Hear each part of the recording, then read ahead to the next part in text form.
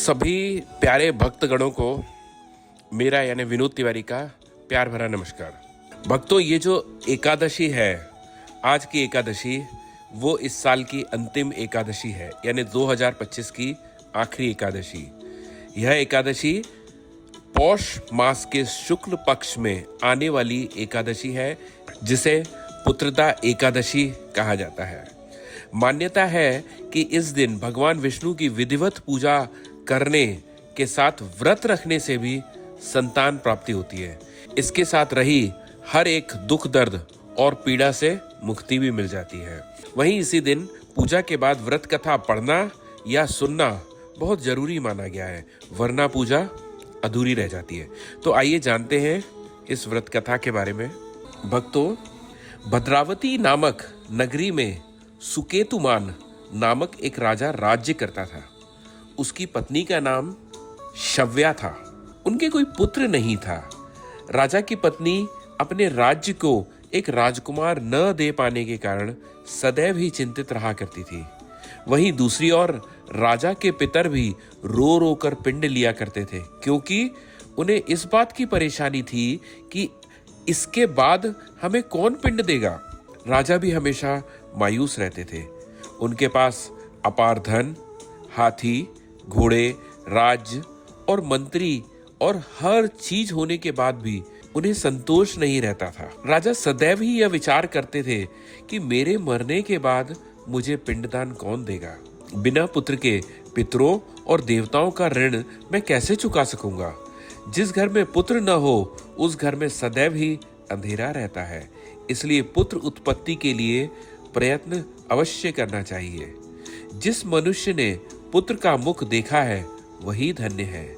उसको इस लोक में यश और परलोक में शांति मिलती है, अर्थात उसके दोनों लोक सुधर जाते हैं। पूर्व जन्म के कर्म से ही इस जन्म में पुत्र और धन की प्राप्ति होती है। राजा इसी प्रकार रात दिन चिंता में लगे रहते थे। राजा चिंतित होकर पुत्र प्राप्ति के लिए हर एक प्रयास करते रहते थे। एक दिन वह अपने नगर के खूबसूरत सरोवर के पास पहुंचे, जहां पर कुछ ऋषि मुनि मौजूद थे।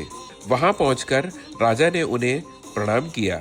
चिंतित और मायूस राजा को देखकर ऋषि मुनियों ने कहा, हे राजन, हम तुमसे अत्यंत प्रसन्न हैं।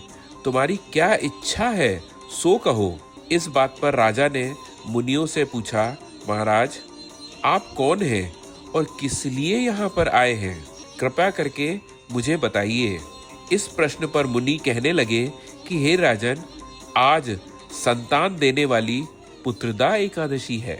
हम लोग विश्वदेव हैं और इस सरोवर में स्नान करने के लिए आए हैं। यह सुनकर राजा कहने लगे कि महाराज, मेरे भी कोई संतान नहीं है। यदि आप मुझ पर प्रसन्न हैं तो एक पुत्र का वरदान मुझे भी दीजिए। मुनि बोले, हे राजन, आज पुत्रदा एकादशी है। आप अवश्य ही इसका व्रत करिए।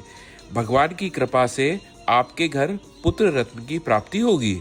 मुनि के वचनों को सुनकर राजा ने उसी दिन एकादशी का व्रत किया और द्वादशी को उसका पारण किया। इसके पश्चात मुनियों को प्रणाम करके वे महल वापस आ गए। कुछ समय बीतने के बाद रानी ने गर्भ धारण किया और 9 महीने के पश्चात एक सुंदर से पुत्र की प्राप्ति हुई। वही राजकुमार अत्यंत शूरवीर, यशस्वी और प्रजापालक साबित हुआ। भक्तों, पुत्रदा एकादशी के दिन व्रत रखने और भगवान विष्णु की पूजा करने से व्यक्ति के सभी काम सफल होते हैं और उसे जीवन में सुख सौभाग्य की प्राप्ति तो होती ही है और उसके साथ संतान प्राप्ति भी होती है। जय श्री राधे राधे।